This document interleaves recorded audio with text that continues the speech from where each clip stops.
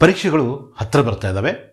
Especially SLCಯಲ್ಲಿ ಓದ್ತಕ್ಕಂತಹ ನೀವು ಹೇಗೆ ಈ ಒಂದು ತೃತೀಯ ಭಾಷೆ ಹಿಂದಿಯ ಒಂದು ಪತ್ರಿಕೆಯನ್ನು ತುಂಬ ಸುಲಭವಾಗಿ ಅವನ್ನು ಹ್ಯಾಂಡಲ್ ಮಾಡ್ಬೋದು, ಅದರ ಸ್ಟ್ರಾಟಜಿ ಏನು, ಅದರ ಸ್ಕೋರಿಂಗ್ ಸ್ಟ್ರಾಟಜಿ ಏನು ಅಂತಕ್ಕಂಥದ್ದನ್ನು ಒಂದು ರೀತಿಯಲ್ಲಿ ಹ್ಯಾಕ್ ಅಂದ್ಕೊಳ್ರಿ, ಒಂದು ಹ್ಯಾಕ್ ಮಾಡ್ತಕ್ಕಂಥದ್ದು. ಅಂದರೆ ಉಳಿದಂತಹ 5 ಸಬ್ಜೆಕ್ಟ್ನ ಕಂಪೇರ್ ಮಾಡಿದರೆ ಇದು ಥರ್ಡ್ ಲ್ಯಾಂಗ್ವೇಜ್ ಹಿಂದಿ ತುಂಬ ಈಸಿಯಾಗಿ ನಾವು ಇದರಲ್ಲಿ ಸ್ಕೋರ್ ಮಾಡ್ಬೋದು. ಹೇಗೆ ಏನು ಎತ್ತ ಎಲ್ಲ ಸಂಪೂರ್ಣ ಡೀಟೇಲ್ಸ್ನ ಈ ಒಂದು ವಿಡಿಯೋದಲ್ಲಿ ನಾವು ಬೇಗನೆ ನಾವು ನೋಡ್ಕೊಳ್ಳೋಣಂತೆ. ಈಗ ನಿಮಗೆ ಗೊತ್ತಿದೆ ಗದ್ಯದಲ್ಲಿ ಒಟ್ಟು ಎಷ್ಟು ಪಾಠಗಳಿದ್ದಾವೆ? ಒಟ್ಟು 11 ಪಾಠಗಳಿದ್ದಾವೆ. 11 ಪಾಠಗಳಲ್ಲಿ 15 ಪ್ರಶ್ನೆಗಳನ್ನು ಕೇಳ್ತಾರೆ. ಈ ಟೋಟಲ್ ಕ್ವಶನ್ಸ್ ಇವು ಎಷ್ಟು ಮಾರ್ಕ್ಸಿಗೆ? 32 ಮಾರ್ಕ್ಸು. ಇಲ್ಲಿ ಏನನ್ನ ಒಂದು ಜಾಸ್ತಿ ಆದರೆ ಇಲ್ಲಿ ಒಂದು ಕಡಿಮೆ ಆಗ್ಬೋದು. ಅಂದರೆ 31ರಿಂದ 32 ಮಾರ್ಕ್ಸಿಗೆ ಗದ್ಯಕ್ಕಿರುತ್ತೆ. ಮತ್ತು ಪದ್ಯದಲ್ಲಿ 9 ಕ್ವಶನ್ಸ್ ಇರ್ತವೆ, 20 ಅಂಕ. ಹಾಗೆ ರಚನಾ ವಿಭಾಗ ಏನು ಅನುವಾದ ಅಭ್ಯಾಸ ಏನಿದೆಯೋ, ಏನು ಪ್ಯಾಸೇಜ್ ಏನಿದೆಯೋ, ಹಾಗೆಯೇ ನಿಬಂಧ, ಪತ್ರ, ಇವೆಲ್ಲವೂ ಕೂಡ ರಚನಾ, ಈ ಒಂದು 4 ಪ್ರಶ್ನೆಗಳು ಅವು. ಮತ್ತು ಇವು 16 ಅಂಕಕ್ಕೆ. 5 ಮಾರ್ಕ್ಸಿಗೆ ಪತ್ರ ಬರುತ್ತೆ, 4 ಮಾರ್ಕ್ಸಿಗೆ ನಿಬಂಧ ಬರುತ್ತೆ, 3 ಮಾರ್ಕ್ಸಿಗೆ ಅನುವಾದ ಬರುತ್ತೆ, ಮತ್ತು 4 ಮಾರ್ಕ್ಸಿಗೆ ಪ್ಯಾಸೇಜ್ ಬರುತ್ತೆ. Total 16 marks.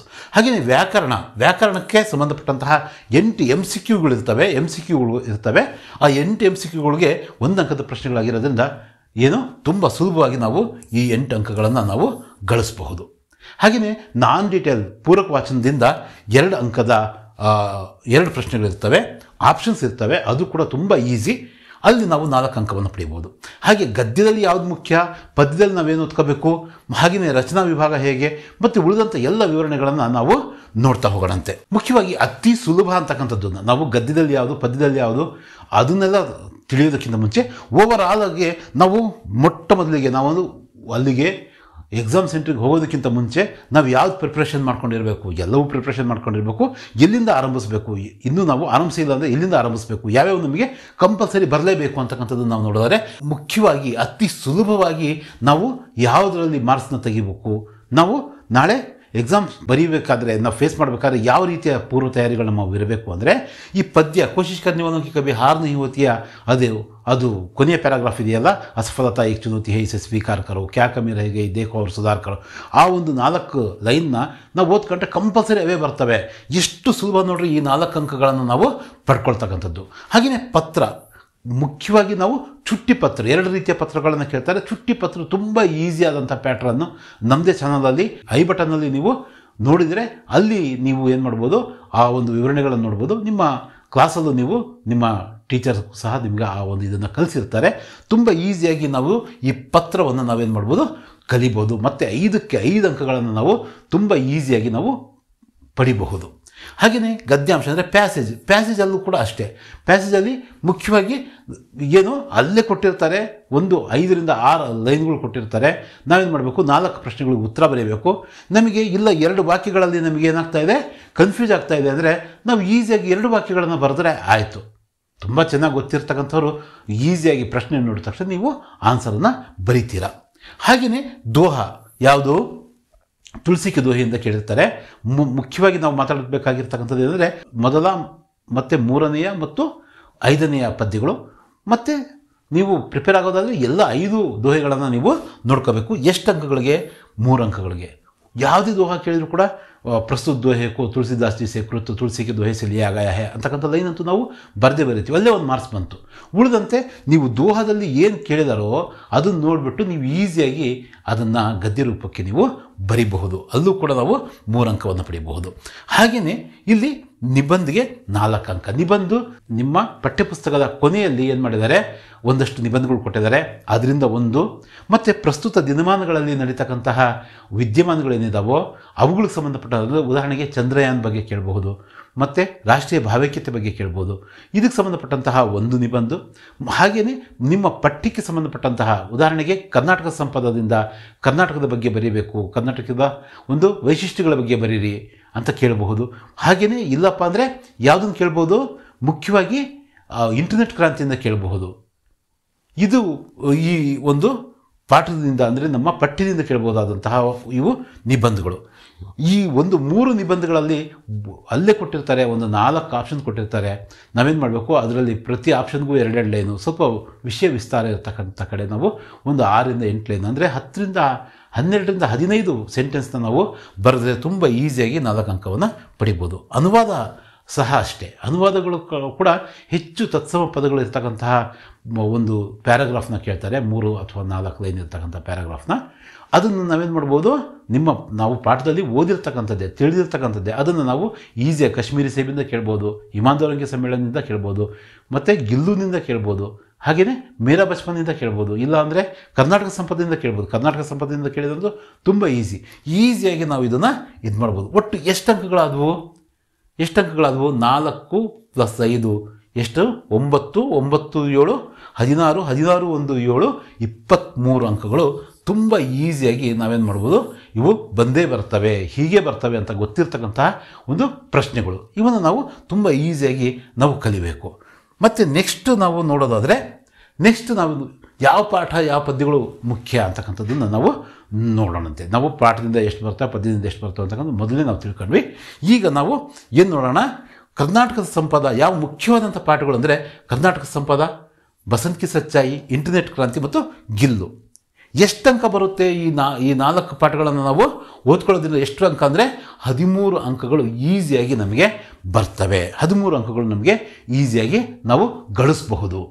ಹಾಗೆಯೇ ಈ ಪದ್ಯಗಳನ್ನು ನೋಡಿರಿ, ಸೂರ್ಯಶ್ಯಾಮಿಂದ ಒಂದು ಪ್ರಶ್ನೆ, ಅಭಿನವ ಮನುಷ್ಯನಿಂದ ಒಂದು ಪ್ರಶ್ನೆ, ಮಾತೃಭೂಮಿಯಿಂದ ಒಂದು ಪ್ರಶ್ನೆ, ಹಾಗೆಯೇ ಸಮಯಕ್ಕೆ ಪಹಚಾನಿಂದ ಒಂದು ಪ್ರಶ್ನೆ.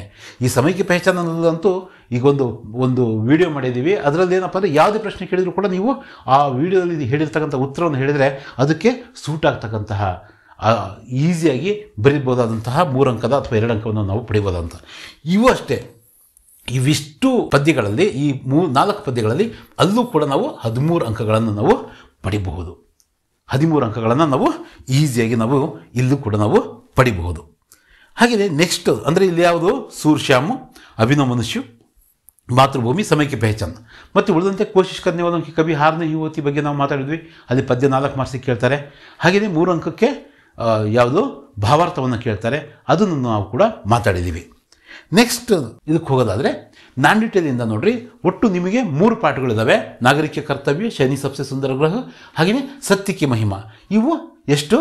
3 ಪಾಠಗಳಿದ್ದಾವೆ. ಅದರಲ್ಲಿ ಶನಿಗೆ ಸಬ್ಸೆ ಸುಂದರ ಗ್ರಹ, ಇದರಲ್ಲಿ 2 ಪ್ರಶ್ನೆಗಳನ್ನು ಕೇಳಿಬಿಟ್ಟು ಆಪ್ಷನ್ ಕೊಡ್ತಾನೆ, ಯಾವುದಾದ್ರು ಒಂದನ್ನು ನಾವೇನು ಮಾಡ್ಬೋದು, ಬರಿಬೋದು. ಸತ್ಯಕ್ಕೆ ಮಹಿಮಾದಿಂದ 1 ಪ್ರಶ್ನೆ ಮತ್ತು ನಾಗರಿಕ ಕರ್ತವ್ಯದಿಂದ 1 ಪ್ರಶ್ನೆ. ಇವೆರಡರಲ್ಲಿ ಏನು ಮಾಡ್ಬೋದು, ನಾವು 1 ಬರಿಬೇಕು. ಹಾಗಾಗಿ ನಾವೇನು ಮಾಡ್ಬೋದು, ಈಸಿಯಾಗಿ ಇವೆರಡನ್ನ ಪಾಠವನ್ನು, ಅಥವಾ ಸತ್ಯಕ್ಕೆ ಮಹಿಮಾ ನಿಮ್ಗೆ ಕಷ್ಟ ಆಗ್ತಾ ಇದೆ, ನಾಗರಿಕ ಕರ್ತವ್ಯ, ಒಟ್ಟು 9ರಿಂದ 3 ಪಾಠದಲ್ಲಿ 2 ಪಾಠಗಳನ್ನು, ಅದರಲ್ಲಿ ಶನಿ ಸಬ್ಸೆ ಸುಂದರ ಗ್ರಹವನ್ನು ಕಂಪಲ್ಸರಿ ಓದ್ಕೊಳ್ಳೇಬೇಕು. ಈ ರೀತಿ ನೀವು ಇದು ಮಾಡಿಕೊಂಡ್ರೆ ಈಸಿಯಾಗಿ ಇಲ್ಲಿ ನಾವು 4 ಅಂಕವನ್ನು ನಾವು ಪಡಿಬಹುದು. ಹಾಗೆ ವ್ಯಾಕರಣಕ್ಕೆ ಸಂಬಂಧಪಟ್ಟಂತಹ ವಿಶೇಷವಾದಂತಹ ವಿಡಿಯೋಗಳು ನಮ್ಮ ಚಾನಲಲ್ಲಿ ಲಭ್ಯ ಇದ್ದಾವೆ. ಅವುಗಳನ್ನು ಕೂಡ ನೀವು ಹೇಗೆ ಈಸಿಯಾಗಿ ಗುರುತಿಸಿ ಬರಿಬಹುದು, ಕಾಕಿ ಕೆ ಅದರ ಪ್ರಯೋಗ ಆಗಿರ್ಬೋದು, ಕಾರಕಗಳ ಪ್ರಯೋಗ ಆಗಿರ್ಬೋದು, ಸಮಾಸ ಆಗಿರ್ಬೋದು, ಸಂಧಿ ಆಗಿರ್ಬೋದು, ಅವುಗಳನ್ನೆಲ್ಲ ಪ್ರತ್ಯೇಕ ವಿಡಿಯೋಗಳಲ್ಲಿ ನಾವು ಚರ್ಚೆ ಮಾಡಿದ್ದೀವಿ. ಅವುಗಳನ್ನ ನೋಡಿ ನೀವು ಈ ವ್ಯಾಕರಣ ಸಂಬಂಧಪಟ್ಟಂತಹ ಪ್ರಶ್ನೆಗಳಿಗೆ ತುಂಬ ಈಸಿಯಾಗಿ ನೀವು ಉತ್ತರಿಸಬಹುದು. ಎಷ್ಟಾದವು ಈಗ? 23 ಅಂಕಗಳು. ನಾವು ಫಸ್ಟಿಗೆ ಮಾತಾಡ್ತಕ್ಕಂಥ ಈಸಿ ಆದಂಥವು 26, 13, 13, 26 ಮತ್ತು 4 ನಾನ್-ಡೀಟೇಲು ಮತ್ತು 8 ವ್ಯಾಕರಣ, ಒಟ್ಟು 61 ಮಾರ್ಕ್ಸ್ ಆದವು. ಈಗ ನೆಕ್ಸ್ಟ್ ಕೊನೆಯಲ್ಲಿ ಇನ್ನು ಉಳಿದಂತಹ ಪಾಠಗಳು, ಪದ್ಯಗಳಂತೂ ಎಲ್ಲ ಕವರ್ ಆದವು. ಪಾಠಗಳು ಯಾವುವು? ಕಾಶ್ಮೀರಿ ಸೇಬು, ಮೇರಾ ಬಚ್ಪನ್ನು, ಇಮಾನ್ದಾರೋಂ ಕೆ ಸಮ್ಮೇಳನ ಮೇ ದುನಿಯಾ ಮೇ ಪಹಲಾ ಮಕಾನ್, ರೋಬೋಟು, ಮಹಿಳಾ ಕಿ ಸಾಹಸಗಾಥ, ಬಾಲ್ ಶಕ್ತಿ. ಇಷ್ಟು ಪಾಠಗಳಿಂದ ಆಲ್ರೆಡಿ 61 ಮಾರ್ಕ್ಸ್ ಬಂದಿದ್ವು ನಿಮಗೆ. ಇವು ಉಳಿದ 19 ಅಂಕಗಳು ಇಲ್ಲಿ, ಅಂದರೆ ಎಲ್ಲಿ ಈ ಒಂದು 7 ಪಾಠಗಳಿಂದ ನಮಗೆ 19 ಅಂಕಗಳು ಸಿಗ್ತವೆ. ಒಟ್ಟು 80 ಅಂಕಗಳು ಆದವು. ತುಂಬ ಈಸಿಯಾಗಿ ನೋಡ್ರಿ, ಎಷ್ಟು ಈಸಿಯಾಗಿ ನಾವು ಎಲ್ಲಿಂದ ಪದ್ಯವನ್ನು ಬ್ಯಾಟ್ ಮಾಡೋದ್ರಿಂದ ಶುರು ಮಾಡಬೇಕು, ಪತ್ರವನ್ನು ಅಭ್ಯಾಸ ಮಾಡೋದ್ರಿಂದ ಶುರು ಮಾಡಬೇಕು, ಹಾಗೆಯೇ ದೋಹೆಗೆ ಭಾವಾರ್ಥ ಬರೆಯೋದನ್ನು ಕಲಿಬೇಕು, ನಿಬಂಧನ ಹೇಗೆ ಈಸಿಯಾಗಿ ಇಂಟರ್ನೆಟ್ ಕ್ರಾಂತಿಯಿಂದನೋ ಕರ್ನಾಟಕ ಸಂಪದದಿಂದನೋ ಅಲ್ಲಿಂದ ಕೇಳ್ತಕ್ಕಂತಹ ನಿಬಂಧನ ಹೇಗೆ ನಾವು ಬರೀಬೇಕು, ಯಾಕಂದರೆ ಅವು ಕ್ವಶನ್ ಆನ್ಸರ್ಗೂ ಕೂಡ ನಮಗೆ ಲೀಡ್ ಮಾಡ್ತವೆ. ಮತ್ತು ಈಸಿಯಾಗಿ 4 ಪದ್ಯ ಪಾಠಗಳನ್ನು ನಾವಿಲ್ಲಿ ಚರ್ಚೆ ಮಾಡಿದ್ವಿ. ಈ 4 ಪಾಠಗಳನ್ನು ಮುಖ್ಯವಾಗಿ ಇಟ್ಕೊಂಡು ನಾವು ಓದಿದ್ದೇ ಆದರೆ ಉಳಿದಂತಹ ಪಾಠಗಳನ್ನು ನಾವು ಏನು ಮಾಡ್ಬೋದು, ಅಭ್ಯಾಸ ಮಾಡ್ತಾ ಹೋಗ್ಬೋದು. ಯಾವುದು ಮುಖ್ಯ ಅಂತಕ್ಕಂಥದ್ದನ್ನು ನಾವು ತಿಳ್ಕೊಂಡು ನಾವು ಅಭ್ಯಾಸ ಮಾಡ್ತಾ ಹೋದರೆ ಇವಷ್ಟು ಏನು ಇದು ಈ ಗದ್ಯಾಂಶ ಇದೆಯಲ್ಲ, ಇವು ನಿಮ್ಮ ಪ್ಯಾಕೆಟಲ್ಲಿ ಇದ್ದ ಹಾಗೆಯೇ ಈ ಮಾರ್ಕ್ಸು, ಈ 4 ಮಾರ್ಕ್ಸು ನಿಮ್ಮ ಪ್ಯಾಕೆಟಲ್ಲಿ. ಜಸ್ಟ್ ನಮ್ಮಲ್ಲಿ ಒಂದು ಸ್ವಲ್ಪ ಕಾಮನ್ ಸೆನ್ಸ್ ಇದ್ದರೆ, ಒಂದು ಸ್ವಲ್ಪ GK ಇದ್ದರೆ ನೀವು ಅದನ್ನು ಉತ್ತರವನ್ನು ಈಸಿಯಾಗಿ ನೀವು ಬರೀತೀರ. ಹೀಗೆ ಈ ಯಾವುದೇ ಅಡೆತಡೆ ಇಲ್ಲದೆ, ಯಾವುದೇ ಒಂದು ತೊಂದರೆ ಇಲ್ಲದೆ ನೀವು 80ಕ್ಕೆ 80 ಅಂಕಗಳನ್ನು ಈಸಿಯಾಗಿ ಪಡಿತೀರ.